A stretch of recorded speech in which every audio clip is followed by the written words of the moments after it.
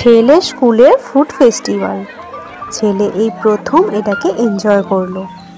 চলো তোমরা স্কিপ না করে ভিডিওটা দেখতে থাকো, এই ভিডিওতে কি কি রয়েছে। আর তোমাদের সামনে এই প্রথম আমি আনতে চললাম আমার ছেলের ব্যাটিং করা।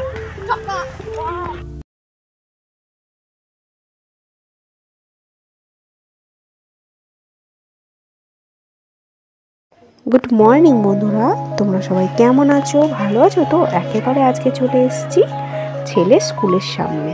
এই দেখো ছেলেকে স্কুলে ঢুকিয়ে দিয়েছি। আজকে ওদের স্কুলে আছে ফুড ফেস্টিভ্যাল। আগে ওদের পেয়ার শুরু হয়ে গেছে, তার খানিক্ষণ পরে ওদেরকে মাঠে আনা হবে। বাইরের গেটটা দারুণভাবে সাজিয়েছিল, আর বাচ্চারাই স্টল বসিয়েছিল, ক্লাস 3 আর 4 এর বাচ্চারা। তো চলো ভেতরটা কিরকম সাজিয়েছে তোমাদের সাথে আবার শেয়ার করে দিই।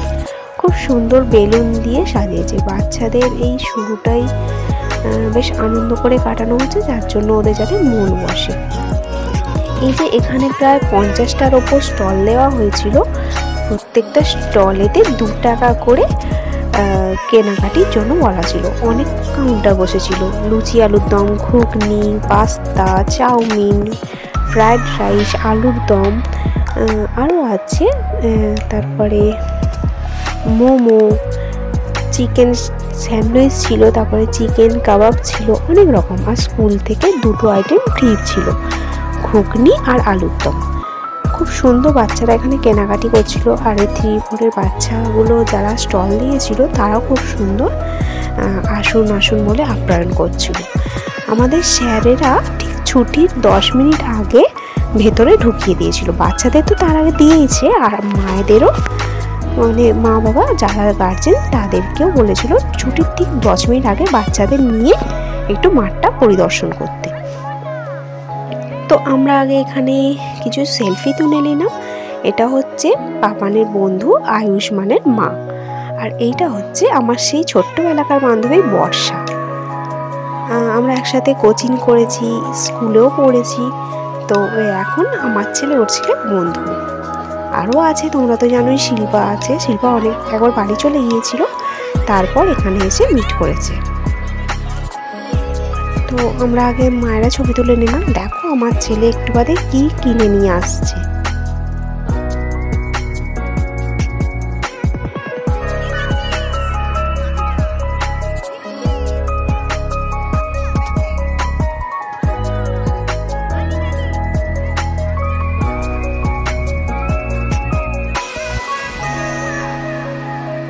এরপর স্কুল থেকে করেছিল একটাই কার্টুন।